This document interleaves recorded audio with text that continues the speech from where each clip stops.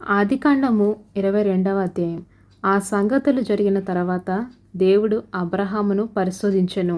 ఎట్లనగా ఆయన అబ్రహామా అని పిలువగా అతడు చిత్తము ప్రభువా అనెను.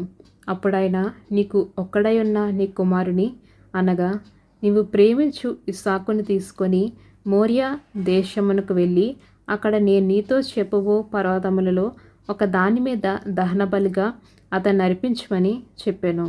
తెల్లవారినప్పుడు అబ్రహాము లేచి తన గాడిదకు గంత కట్టి తన పనివారిలో ఇద్దరిని తన కుమారుడు ఇస్సాకును వెంటబెట్టుకొని దహనబలి కొరకు కట్టెలు చీల్చి లేచి దేవుడు తనతో చెప్పిన చోటుకు వెళ్ళాను.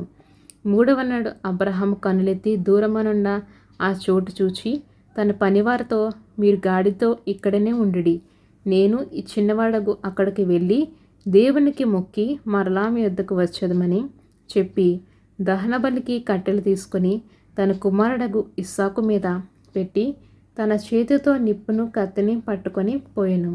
వారిద్దరు కూడి వెలుచుండగా ఇస్సాకు తన తండ్రి అయిన అబ్రహాముతో నా తండ్రి అని పిలిచెను.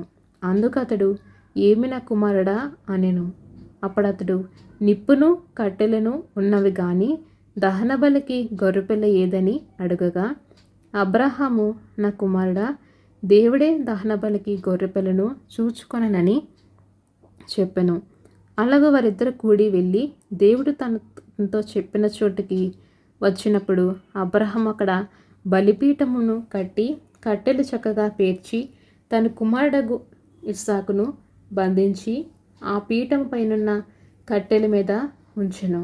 అప్పుడు అబ్రహాము తన కుమారుని వధించుటకు తన చెయ్యి చాపి కత్తి పట్టుకొనగా యెహోవా దూత పరలోకము నుండి అబ్రహామా అబ్రహామా అని అతన్ని పిలిచెను. అందుకతడు చిత్తము ప్రభువా అనెను.